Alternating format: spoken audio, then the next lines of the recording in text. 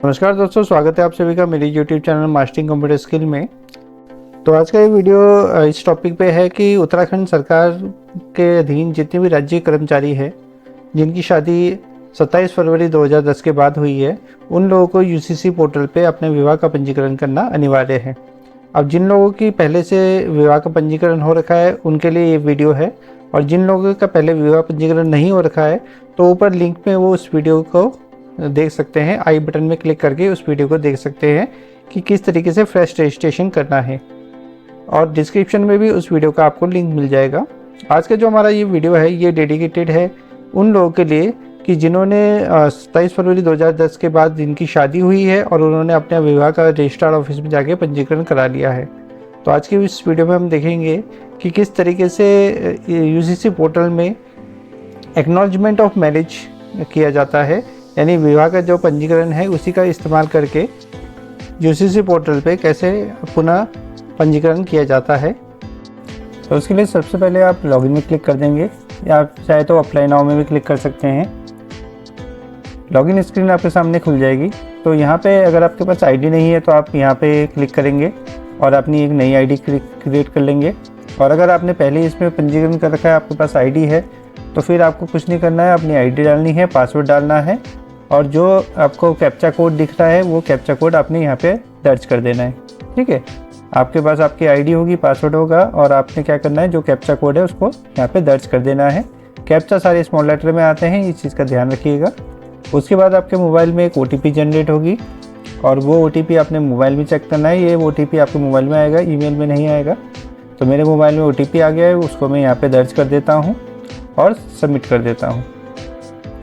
अब ये मेरा डैशबोर्ड खुल गया है, और डैशबोर्ड में आपने जाना है पहले वाले ऑप्शन में। ये जो सबसे पहला ऑप्शन है registration oblique acknowledgement of marriage. अब यहाँ पे आपको दो ऑप्शन मिलेंगे, पहला मिलेगा रजिस्ट्रेशन ऑफ मैरिज और दूसरा मिलेगा एक्नॉलेजमेंट। तो रजिस्ट्रेशन वाले में आप क्लिक करेंगे तो यहाँ पे आपको दो दिखाएगा, एक तो तत्काल सेवा स्टैंडर्ड और दूसरा तत्काल। ये उन लोगों के लिए है जिन्होंने मैं अपनी शादी का पंजीकरण रजिस्ट्रार ऑफिस में अभी नहीं कराया है और वो फ्रेश अप्लाई करना चाहते हैं। इसके लिए अलग से वीडियो बनी है, वो आपको ऊपर आई बटन में मिल जाएगा और इसका लिंक आपको डिस्क्रिप्शन में भी मिल जाएगा। तो हमने यहाँ पे एक्नॉलेजमेंट ऑफ रजिस्ट्रेशन मैरिज करना है, तो आप इसमें क्लिक कर देंगे और इस तरीके से आपका ये फॉर्म खुल जाएगा। टैब जो आता है वो आता है आपका रजिस्ट्रेशन डिटेल।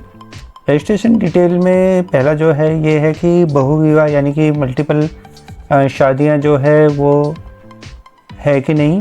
तो इसमें जैसे हिंदू धर्म में उसमें मल्टीपल मैरिज बहुविवाह अलाउड नहीं है, लेकिन अन्य धर्म में हो सकती है।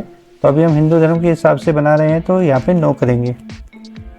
उसके बाद ये पूछेगा कि जो आप ये एप्लीकेशन जमा कर रहे हो ये ज्वाइंटली कर रहे हो या सिंगली कर रहे हो, यानी कि साथ में कर रहे हो कि नहीं कर रहे हो। अच्छा, इस वेबसाइट की खास बात क्या है कि इसको आप किसी भाषा में कन्वर्ट कर सकते हो। तो मैं इसको थोड़ा हिंदी में कन्वर्ट कर देता हूँ। इसमें आपकी काफ़ी ज़्यादा भाषाएं हैं, जैसे नेपाली होगी, हिंदी होगी, संस्कृत होगी, ये सारी होगी। तो इसको मैं हिंदी में कन्वर्ट कर देता हूँ। तो अब हमारी वेबसाइट हिंदी में कन्वर्ट हो गई है। तो इसमें सवाल जो है वो है कि क्या ज्ञापन संयुक्त रूप से प्रस्तुत किया जा रहा है या अकेले। तो इसमें आप संयुक्त रूप से ही सिलेक्ट करेंगे। इसके बाद आपको अपनी शादी की तारीख चूज़ करनी है, जो भी आपकी शादी की तारीख होगी उसको आप यहाँ से चूज़ कर लेंगे।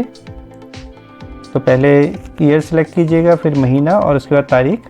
अब इसके बाद पूछा जा रहा है कि विवाह किस अधिनियम नियमों के तहत पंजीकृत है। तो ये आपको मिलेगा, जो आपका मैरिज सर्टिफिकेट होगा उसमें मिलेगा। तो वो देख लेते हैं कि वो कहाँ पे मिलेगा। तो यहाँ पे मैंने क्या किया है, UCC डॉक्स के नाम से एक फोल्डर बना लिया है जिसमें मैंने सारे वो डॉक्यूमेंट रखे हैं जो अभी मुझे अपलोड करने हैं। तो मैं अपना मैरिज सर्टिफिकेट खोल लेता हूँ और यहाँ पे आपको दिख जाएगा कि वो किस अधिनियम के अधीन जो है पंजीकृत है। तो आप अपना मैरिज सर्टिफिकेट खोल लेंगे और उसमें आप सबसे ऊपर देखेंगे तो यहाँ पे आपको लिखा हुआ दिख जाएगा under the Uttarakhand compulsory registration marriage act 2010। तो यहाँ से आपको आपका जो मैरिज है वो किस एक्ट के अंदर रजिस्ट्रेशन है वो मिल जाएगा। तो आपने क्या करना है, उस पर्टिकुलर एक्ट को यहाँ से चूज़ कर लेना है। ठीक है, इसमें कंफ्यूज होने की कोई बात नहीं है कि कौन सा है। इनमें से जो भी होगा वो आपके मैरिज सर्टिफिकेट के ऊपर लिखा होगा और आपने वहाँ से चूज़ कर लेना है। अब इसमें पूछ रहा है कि विवाह का कौन सा पक्ष उत्तराखंड का निवासी है। तो मेरे केस में दोनों हैं, आपके केस में जो होगा वो आप चूज़ कर सकते हैं, इधर पति और पत्नी। उसके बाद पूछ रहा है कि पत्नी निवासी जो है किस श्रेणी में आती है। तो इस संबंध में राज्य सरकार द्वारा जारी अधिसूचना के तहत स्थायी निवासी पहला ऑप्शन ये है। दूसरा ऑप्शन है राज्य सरकार या उसके उपक्रम संस्था में स्थायी कर्मचारी, यानी इसमें क्या है, आपको अपने ऑफिस से एक प्रमाण पत्र जारी करवाना होगा कि ये यहाँ पे स्थायी कर्मचारी है। ठीक है। फिर है तीसरा केंद्र सरकार या उसके उपक्रम संस्थानों के स्थायी कर्मचारी जो उत्तराखंड के भीतर है। तो उस केस में भी वही होगा, आपको ऑफिस से क्या करना होगा, अपना एक प्रमाण पत्र जारी करना होगा। फिर है 1 वर्ष से अधिक राज्य में रहना। तो 1 वर्ष से अधिक राज्य में रहना, इस ऑप्शन को भी आप चूज़ कर सकते हैं, या राज्य सरकार या केंद्र सरकार किसी भी योजना के लाभार्थी। इसमें आप चूज़ करेंगे तो आपको कौन कौन से ऑप्शन मिल जाएंगे कि अगर आपका आयुष्मान कार्ड बना है, आयुष्मान जन आरोग्य है, या इनमें से कोई भी एक है। और जो 1 वर्ष से अधिक वाला है इसमें आपको क्या क्या मिल जाएगा, बिजली पानी का बिल, पासपोर्ट अगर है, और किराएनामा अगर आपका है जिसमें आप ये दिखा रहा है कि आप 1 साल से रह रहे हैं, तो इनमें से कोई भी एक दस्तावेज चुन सकते हैं। तो मेरे पास स्थायी निवास है मेरा, तो मैं अपनी वाइफ का स्थायी निवास लगा दूंगा। तो स्थायी निवास में ये पूछता है कि आपको एक चीज़ चूज़ करनी है। तो यहाँ पे आप चूज़ करेंगे स्थायी निवास प्रमाण पत्र, और उसको आपको क्या करना है, यहाँ पे अपलोड कर देना है। अपलोड करते हुए ध्यान रखना है कि वो आपका किस फॉर्म में होना चाहिए, PNG या JPG होना चाहिए, PDF नहीं बनानी है, और 1 MB से कम होना चाहिए। तो आप पहले से ही क्या करेंगे, सारे स्थायी निवास सारे डॉक्यूमेंट जो है पहले से ही क्या करेंगे, उनको स्कैन करके रख देंगे, और यहाँ पे वो क्या होगा, अपलोड हो जाएगा। अपलोड होने के बाद आपको इस तरीके से वो यहाँ पे नीचे दिखाई देगा। ठीक है। अगर आपको लग रहा है गलत फ़ोटो अपलोड हो गई है तो आप यहाँ पे क्लिक करके उसको हटा सकते हैं। अब हम पति की इन्फॉर्मेशन देते हैं। तो पति के केस पे भी मैं स्थायी निवासी प्रमाण पत्र लगा रहा हूँ, और वो मैंने पहले से स्कैन करके रखा है यहाँ पे। तो आपने क्या करना है, उसको क्लिक कर देना है। साइज़ आपको साथ में दिखा रहा है 670 किलोबाइट का है, और आप देखेंगे तो नीचे ये अपलोड हो गया होगा। ठीक है। तो आप एक बार दोबारा चेक कर लेंगे, सारी इन्फॉर्मेशन आ गई है। तो हमारे दोनों स्थायी निवास प्रमाण पत्र जो है वो अपलोड हो गए हैं, और यहाँ पे वो आपको दिखा रहा है। आप दोबारा क्लिक करके इस तरीके से देख सकते हैं, और साइज़ देख सकते हैं 670 किलोबाइट का ले रहा है। तो ये 1 MB तक आराम से डेटा को ले सकता है। उसके बाद अपने अगले में क्लिक कर देना है, नेक्स्ट में क्लिक कर देना है। अब ये पूछेगा कि उपपंजीकृत अधिकार क्षेत्र, यानी आपकी शादी हुई कहाँ है। तो उत्तराखंड के अंदर कहीं भी हुई है तो आप पहला वाला ऑप्शन चूज़ करेंगे। दूसरा वाला ऑप्शन है कि आपका जो स्थायी पता है जहाँ पे आप रहते हैं, या स्थायी पते के स्थान पे आपने शादी की है, तो दूसरा ऑप्शन चूज़ करेंगे। और तीसरा है कि आपने वर्तमान पते जहाँ पे आप रहते हैं वो आपका स्थायी पता नहीं है, लेकिन वर्तमान पता है और वहीं आपकी शादी हुई है, तो आप तीसरा ऑप्शन चूज़ करेंगे। तो मेरे केस में स्थायी पते में ही हुई है, तो मैं वो करेंगे। अब इसमें आप पति या पत्नी किसके अधिकार क्षेत्र में रजिस्ट्रेशन करना चाहते हैं वो चूज़ करेंगे। तो जनरली ये पति के अधिकार क्षेत्र में ही रहता है, और ये चूज़ करने के बाद आप क्या करेंगे, नेक्स्ट में क्लिक कर देंगे। अब आपको अपनी पत्नी का विवरण दर्ज करना है। तो सबसे पहले आप क्या करेंगे, इस कंसेंट में क्लिक करेंगे कि मुझे अपना आधार नंबर जो है शेयर करने में कोई परेशानी नहीं है। और इसके बाद यहाँ पे आपने क्या करना है, अपनी पत्नी का जो भी 12 अंकों का आधार नंबर है वो दर्ज कर देना है। उसके बाद आपने क्या करना है, जो कैप्चा आपको दिख रहा है वो एंटर कर देना है। कैप्चा इसमें ध्यान रखेंगे, इस वेबसाइट में सारे कैप्चा स्मॉल लेटर में ही आते हैं, और OTP भेजने में क्लिक कर देंगे। तो आपकी जो वाइफ का मोबाइल है उसमें आधार से अगर वो लिंक है तो उसमें OTP आएगा। अगर आधार से लिंक नहीं है, OTP नहीं आ रहा है, तो फिर आपको क्या करना पड़ेगा, आधार अपडेट कराना पड़ेगा और उसमें मोबाइल नंबर रजिस्टर कराना पड़ेगा। तो यहाँ पे OTP प्राप्त हो चुका है। अब वो OTP को हम क्या करेंगे, यहाँ पे दर्ज कर देंगे।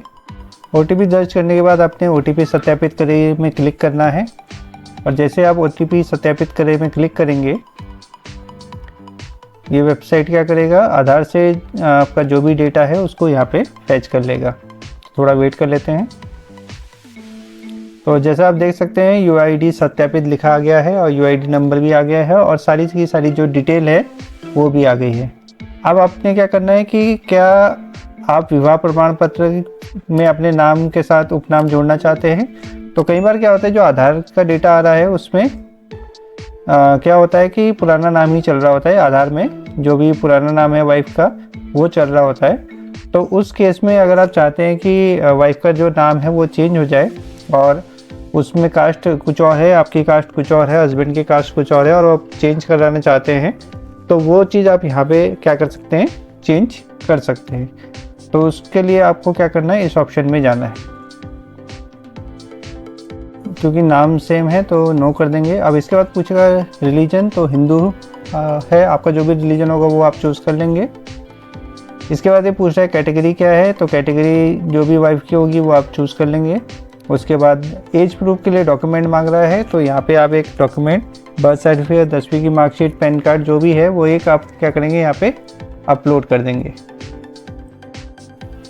तो मैंने वाइफ का पैन कार्ड अपलोड कर दिया है। अपलोड करने का तरीका वही है, आप फाइल में क्लिक करेंगे और जहाँ पे आपने फाइल सेलेक्ट की होगी वहाँ पे चूज़ कर लेंगे और यहाँ पे फाइल को अपलोड कर लेंगे। अब अपने गार्जियन टाइप चूज़ करना है, अगर माता पिता है तो पेरेंट्स चूज़ करेंगे और अगर माता पिता नहीं है तो लीगल गार्जियन आप चूज़ कर सकते हैं। इससे पहले बात पूछेगा कि इससे पहले अगर विवाह हुआ है तो उसके बारे में बता देंगे, डाइवर्सी है, शादी जो है नल हो गई थी, विधवा है, तो जनरली जो ऑप्शन होगा वो आप चूज़ करेंगे। अब आपने अपनी वाइफ का मोबाइल नंबर दर्ज करना है, वो मोबाइल नंबर जो आधार के साथ लिंक हो, तो यहाँ पे आप वो वाला नंबर एंटर कर देंगे। अच्छा, इसमें एक चीज़ का ध्यान रखना है कि जिसमें स्टार लगा है रेड कलर से वही आपको एंटर करना है, जिसमें स्टार नहीं लगा वो मैंडेटरी नहीं है, आप चाहे तो ना भी डालें तो काम आपका चल सकता है। ठीक है, तो इसमें आप क्या करेंगे, अपनी वाइफ का मोबाइल नंबर दर्ज कर देंगे। इसके बाद आपको अपनी पत्नी के माता पिता की डिटेल डालनी है, तो इसमें सबसे पहले पत्नी के माताजी का नाम दर्ज करेंगे और उसके बाद पिताजी का नाम दर्ज करेंगे। इसके बाद आपको माताजी या पिताजी में से किसी एक का मोबाइल नंबर दर्ज करना है। और माता पिताजी के ईमेल आईडी मैंडेटरी नहीं है क्योंकि उसमें स्टार नहीं लगा, तो आप उसको छोड़ सकते हैं। इसके बाद आपको राज्य चुन लेना है, राज्य के बाद डिस्ट्रिक्ट चुन लेना है जो भी आपका डिस्ट्रिक्ट है। उसके बाद तहसील चुन लेनी है जो भी आपकी तहसील है, और फिर चुन लेना है कि जो पर्टिकुलर एरिया है वो आपका नगर निगम में आता है या फिर ग्रामीण क्षेत्र में आता है या कैंटोनमेंट बोर्ड में आता है। तो यहाँ से आप क्या करेंगे, आपका जो भी नगर निगम, जिस नगर निगम में आपका एरिया आता है उसको आपने चुन लेना है। अब आपको अपने वाइफ का प्रेजेंट एड्रेस डालना है। तो वाइफ का प्रेजेंट एड्रेस दो हो सकते हैं। प्रेजेंट एड्रेस एक तो वो हो सकता है जहाँ पे वो जॉब कर रही है, और दूसरा प्रेजेंट एड्रेस वो हो सकता है जहाँ पे अगर वो जॉब नहीं कर रही है और पति के घर में रह रही है, तो फिर उस केस में आपका प्रेजेंट एड्रेस और परमानेंट एड्रेस सेम रहेगा। तो यहाँ पे आपको क्या करना है, वाइफ का प्रेजेंट एड्रेस डाल देना है। इसी तरह से आप क्या करेंगे, अपनी वाइफ का परमानेंट एड्रेस भी डाल देंगे। परमानेंट एड्रेस वही होगा जो स्थायी पता होगा, यानी पति का घर होगा। तो परमानेंट एड्रेस में आप पति के घर का एड्रेस डाल देंगे। और अगर वाइफ पति के घर में ही रह रही है, वहीं से जॉब कर रही है, तो इस केस में आपका प्रेजेंट एड्रेस और परमानेंट एड्रेस सेम रहेगा। इसके बाद आप नेक्स्ट में क्लिक कर देंगे। नेक्स्ट स्क्रीन में आपका आएगा डिटेल ऑफ हस्बैंड, यानी पति की डिटेल। तो जिस तरीके से वाइफ की डिटेल एंटर की है उसी तरीके से आपने क्या करनी है, पति की डिटेल एंटर कर देनी है। यानी उसका आधार नंबर डाल देना है, फिर उसका permanent address, present address, permanent address, ये सारी चीज़ें डाल देनी है और फिर नेक्स्ट में क्लिक करना है। अब नेक्स्ट है आपका मैरिज रजिस्ट्रेशन डिटेल। यहाँ पे आपको अपना क्या करना है, जो भी आपकी शादी का मैरिज रजिस्ट्रेशन नंबर है उसकी एंट्री करनी है। तो उसके लिए क्या करेंगे, आप अपना मैरिज सर्टिफिकेट दोबारा खोल लेंगे और उसमें देखेंगे कि आपका जो मैरिज रजिस्ट्रेशन नंबर है वो कहाँ पे है, वो आपको कहाँ पे मिलेगा। तो इसमें हम देखेंगे तो आपका जो मैरिज रजिस्ट्रेशन नंबर है वो ऐसे क्लियरली अलग से मेंशन तो नहीं है। तो उसमें हम क्या करेंगे कि जो भी इसका आदेश संख्या नीचे लिखा हुआ है उसी को हम स्लैश स्लैश करके लिख देंगे। उसके बाद जो तारीख है वो तारीख आप यहाँ पे लिख देंगे। इसके बाद क्या करना है, आपने अपना मैरिज सर्टिफिकेट अपलोड कर देना है। मैरिज सर्टिफिकेट अपलोड करने का प्रोसीजर वही है कि आपने क्या करना है, फाइल सिलेक्ट कर लेनी है और वो यहाँ पे आके अपलोड हो जाएगी। अब नेक्स्ट है इसमें कि शादी की जो सेरेमनी है वो कैसी है, तो इसके लिए आप यूसीसी डॉक्यूमेंट पढ़ सकते हैं। वहाँ पे क्लियरली मेंशन है कि किस पर्टिकुलर धर्म में किस टाइप की शादी होती है। तो हिंदू में सप्तादी होती है, तो आप इसको चूज़ कर लेंगे। सिलेक्ट आइदर वन और मोर मैरिज सेरेमनी। तो अगर आपकी शादी का कोई सर्टिफिकेट है, कोई मैरिज सेरेमनी का कोई सर्टिफिकेट है, वो आप अपलोड कर सकते हैं। नहीं तो सिंपली आप एक self declaration of marriage ceremony दे सकते हैं, यानी यहाँ पे एक सेल्फ डिक्लेरेशन दे सकते हैं। तो जनरली अगर आपके पास मैरिज का कोई सर्टिफिकेट, मैरिज परफॉर्म होने का कोई सर्टिफिकेट है, तो वो आप यहाँ पे अपलोड कर सकते हैं। नहीं तो आपने कुछ नहीं करना है, एक सेल्फ डिक्लेरेशन में चेक कर देना है। अब प्लेस ऑफ मैरिज ये पूछ रहा है कि प्लेस ऑफ मैरिज क्या है। तो अगर आपने उत्तराखंड के अंदर की है तो पहला ऑप्शन चूज़ करेंगे, उत्तराखंड के बाहर भारत में कहीं भी की है तो आप दूसरा ऑप्शन चूज़ कर सकते हैं। तो अभी हमने उत्तराखंड के अंदर की है तो हम पहला ऑप्शन चूज़ करेंगे।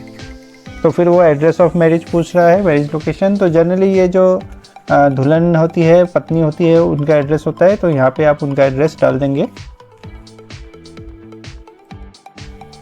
अब इसके बाद ये नेक्स्ट उसमें पूछ रहा है कि क्या शादी से पहले पति पत्नी का कोई रिश्ता था। तो ये रिश्ता उस टाइप का रिश्ता नहीं है। ये रिश्ता, इसमें एक लिस्ट है जो प्रोहिबिटेड मानी जाती है, जिसे निषेध माना जाता है। तो आप इस लिस्ट का अवलोकन कर सकते हैं, और अगर इस लिस्ट में कोई रिश्ता अगर आ रहा है तो उस रिश्ते की शादी मान्य नहीं होती।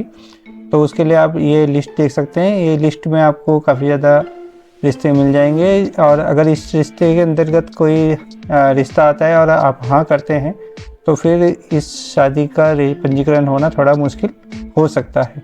तो एक बार आप इस लिस्ट का अवलोकन कर लेंगे। जनरली यहाँ तरीके की लिस्ट के से रिश्ते नहीं होते, तो हम इसको नो ही करेंगे।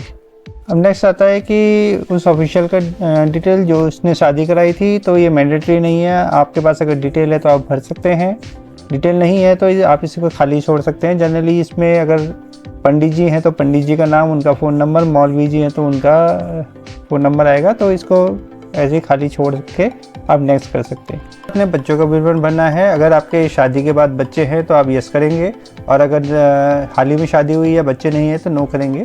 अब यहाँ पे आपने ऐड एंट्री करनी है और अपने बच्चों का विवरण भरना है कि शादी से पहले बच्चे थे या शादी होने के बाद और आज की तारीख के बीच में आपके बच्चे हुए हैं, ये आपने चूज़ करना है। तो इसमें जनरली आप सेकंड ऑप्शन चूज़ करेंगे या जो भी है। अब बच्चे के बारे में बताएंगे कि बच्चा जो है वो गोद लिया है या पैदा हुआ है।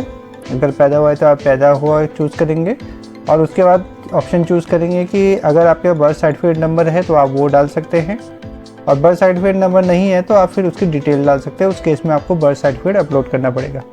तो यहाँ पे मेरे पास बर्थ सर्टिफिकेट नंबर है और मैंने उसमें सबमिट करके डेटा फैच किया, तो आप देख सकते हैं सारा डेटा आ गया है। तो इसमें आपको आगे कुछ करने की ज़रूरत नहीं है, आप सीधा डेटा एक बार देख लेंगे और नेक्स्ट में क्लिक कर देंगे। ऐसा ना हो कि किसी और बच्चे का नाम आ रहा है, तो उस केस में फिर आप बर्थ सर्टिफिकेट नंबर चेंज कर सकते हैं। अब नेक्स्ट आता है विटनेस के बारे में। तो यहाँ पे आपको विटनेस की इंफॉर्मेशन डालनी है। यहाँ पे आपको 2 विटनेस चाहिए। तो दोस्तों यहाँ पे आप देख सकते हैं कि मेरे जो दोनों विटनेस हैं उनकी रिकॉर्डिंग यहाँ पे आ चुकी है, और प्रीव्यू रिकॉर्डिंग करके आप देख सकते हैं कि विटनेस ने क्या रिकॉर्डिंग की है, सही से रिकॉर्ड हुई है कि नहीं है। तो इसमें आप देख सकते हैं यहाँ पे इस तरीके से वो रिकॉर्ड हो जाएगा, प्ले हो जाएगा, और आप देख सकते हैं। इसके अलावा विटनेस 1 विटनेस 2 दोनों आ गए हैं। अगर यहाँ प्रीव्यू रिकॉर्डिंग लिखा रहा है, इसका मतलब क्या है, सक्सेसफुली आपका जो रिकॉर्डिंग है वो सबमिट हो गया है। अब इसके लिए मैंने क्या किया, मैंने जो भी मेरे विटनेस थे उनको क्या किया, व्हाट्सएप में अपना आईडी और पासवर्ड दे दिया। तो मेरे एक जो विटनेस है उन्होंने मोबाइल से रिकॉर्डिंग की है, और एक जो है उन्होंने अपने लैपटॉप से रिकॉर्डिंग की है, और दोनों की रिकॉर्डिंग सही आई है, कोई प्रॉब्लम नहीं है, उन्होंने चेक कर लिया है। अब वो क्या करना है, नेक्स्ट में क्लिक करना है। नेक्स्ट में आपको डॉक्यूमेंट अपलोड करने हैं। तो डॉक्यूमेंट में सबसे पहले वाइफ की फ़ोटो अपलोड करनी है। इसके लिए आप क्लिक करेंगे और अपनी वाइफ की फ़ोटो सेलेक्ट कर लेंगे, और यहाँ पे आपको क्या करना है, इस फ़ोटो को क्रॉप करना है। तो फ़ोटो को आप क्रॉप कर लेंगे और उसके बाद अपलोड में क्लिक करेंगे तो नीचे देखेंगे आपकी फ़ोटो आ गई होगी। वैसे ही सेम प्रोसीजर हस्बैंड के लिए हो जाएगा। तो हस्बैंड की फ़ोटो भी आप जो है वो सिलेक्ट कर लेंगे और उसको क्रॉप करके अपलोड कर देंगे। तो आप एक साइज़ सेलेक्ट कर लीजिए, जो साइज़ आपको लगता है कि एकदम सही आ रहा है। पासपोर्ट साइज़ फ़ोटो होनी चाहिए, तो आप इसको सिलेक्ट कर लेंगे और उसको अपलोड कर लेंगे। सेम प्रोसीजर आपका यूज़ होगा कपल फ़ोटो के लिए, और सेम प्रोसीजर है आपके अगर शादी की फ़ोटो है तो आप कपल वेडिंग फ़ोटो भी अपलोड कर सकते हैं, जो कि मैंडेटरी नहीं है। तो यहाँ पे आपको ध्यान रखना है कि आपका जो फाइल साइज़ है वो 1 MB होना चाहिए।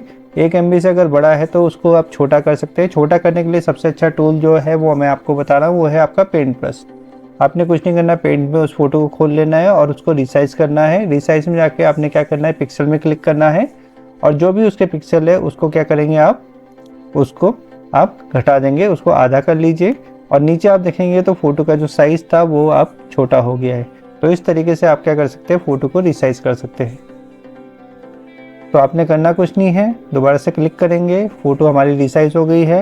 आप फिर क्रॉप टूल का यूज़ करके उसको क्या करेंगे, क्रॉप कर देंगे और अपलोड में क्लिक करेंगे, तो आप देखेंगे फ़ोटो अपलोड हो जाएगी।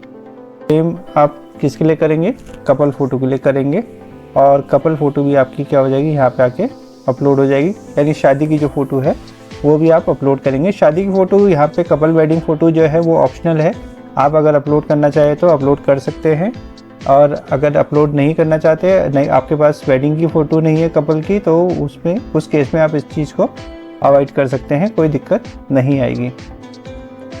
अब इसमें नेक्स्ट जो है वो आपका दिखा रहा है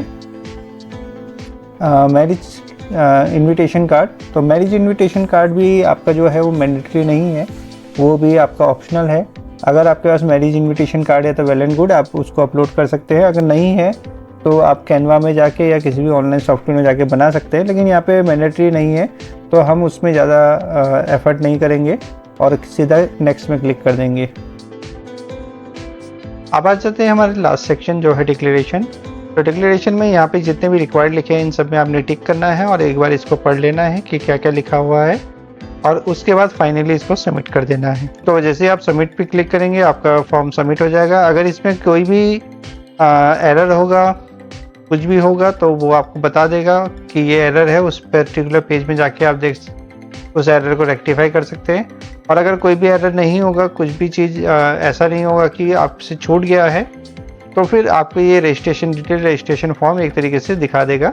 इसमें आपको सारी डिटेल दिखा देगा जो जो आपने भरी है। एक बार आप इसको ओवरव्यू कर सकते हो कि आपने जो भरा है वो सही भरा है कि नहीं भरा। कुछ चीज़ें अगर आपको लगती है कि गलत हैं या गलत भरी गई हैं, जैसे एड्रेस हो गया, ये सारी चीज़ें हो गई, तो फिर आप उसको एक बार चेक कर लेंगे। तो इस फॉर्म को आप एक अच्छे से चेक कर लेंगे।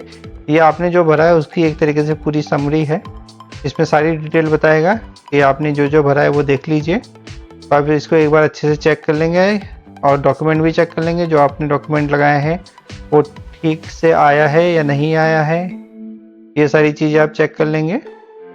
ठीक है, अपने डॉक्यूमेंट चेक लेंगे, डिक्लेरेशन देख लेंगे, सारे यस होने चाहिए। एप्लीकेशन आ गया, आप डाउनलोड डिटेल करके क्या कर सकते हैं, इसको डिटेल को डाउनलोड कर सकते हैं। सबसे अच्छा है आप सेव एज PDF कर दीजिए और सेव कर लीजिए इसको, और यहाँ पे आप लिख सकेंगे एक्नॉलेजमेंट ऑफ रजिस्टर्ड मैरिज। तो अब हमें हमारी एप्लीकेशन ID मिल गई है और यहाँ पे स्टेटस पेंडिंग दिखा रहा है। इसका मतलब क्या है, हमारा फॉर्म सबमिट हो गया है।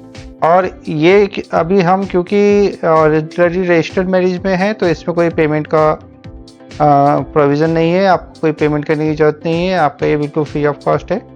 तो आपको यहाँ पे 1 रुपये भी देने की ज़रूरत नहीं है।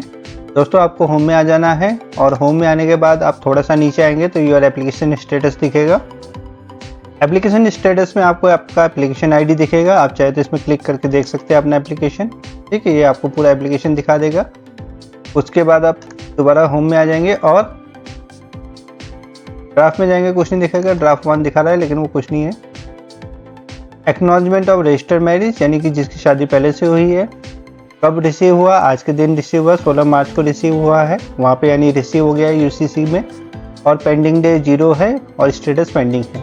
ठीक है, तो जैसे इसका रिजल्ट आता है, अगर कोई भी एरर आ रहा है तो वो भी, उसके लिए भी मैं वीडियो बना दूंगा, और अगर मेरी सर्टिफिकेट यहाँ जनरेट हो जाएगा तो उसके लिए भी मैं वीडियो बना दूंगा और आपको दिखा दूंगा किस तरीके से सर्टिफिकेट आ रहा है। दूसरा ये कि एक्नॉलेजमेंट ऑफ रजिस्टर्ड मैरिज है तो इसमें कोई भी फीस चार्ज नहीं किया गया मेरे से, तो ये एकदम फ्री है। जिन्होंने अपनी शादी पहले ही रजिस्ट्रार ऑफिस में रजिस्टर करा रखी है उनको दोबारा से पैसे देने की ज़रूरत नहीं, उन्होंने सेकंड वाला ऑप्शन चूज़ करना है इसमें। ठीक है, सेकंड वाले ऑप्शन में जैसे आप क्लिक करते हैं तो कोई ऑप्शन आता नहीं, डायरेक्ट आपका एक्नॉलेजमेंट रजिस्टर आ जाता है। इसमें कोई फ़ीस नहीं दिखाता है, इसका मतलब ये है कि इसमें कोई फ़ीस नहीं है और यहाँ पे कोई फ़ीस चार्ज नहीं किया गया है। ठीक है, तो फ्रेंड्स आई होप ये वीडियो आपको पसंद आया होगा। अगर ये वीडियो आपको पसंद आया तो इसको लाइक कीजिएगा, शेयर कीजिएगा अपने दोस्तों के साथ। और अगर आप उत्तराखंड राज्य के कर्मचारी हैं तब तो इस वीडियो को ज़रूर शेयर कीजिएगा अपने कलीग्स के साथ, अपने फ्रेंड के साथ, ताकि उनको भी नॉलेज मिल सके किस तरीके से रजिस्ट्रेशन करना है। अगर आप इस चैनल में पहली बार आए हैं तो इस चैनल को सब्सक्राइब ज़रूर कीजिएगा, क्योंकि इसमें इसी तरीके की और इन्फॉर्मेटिव वीडियो भी आती रहेंगी। और अगर आपका रजिस्ट्रेशन नहीं हो रखा है मैरिज का पहले, तो उस केस में आप ऊपर लिंक में और डिस्क्रिप्शन में आपको वीडियो का लिंक मिल जाएगा, जिसमें आप पहले ऑप्शन में जा सकते हैं। जो पहला ऑप्शन है यानी आपका रजिस्ट्रेशन नहीं हो रखा, उस वाले ऑप्शन में जा सकते हैं और उसमें क्या क्या चीज़ें चाहिए, कैसे बनना है, इसकी डिटेल वीडियो है। तो वो उसका लिंक आपको ऊपर आई बटन में भी मिल जाएगा और नीचे डिस्क्रिप्शन में मिल जाएगा। तो आज की वीडियो में इतना ही करते हैं। आप सबका दिन शुभ रहे। धन्यवाद। जय हिंद।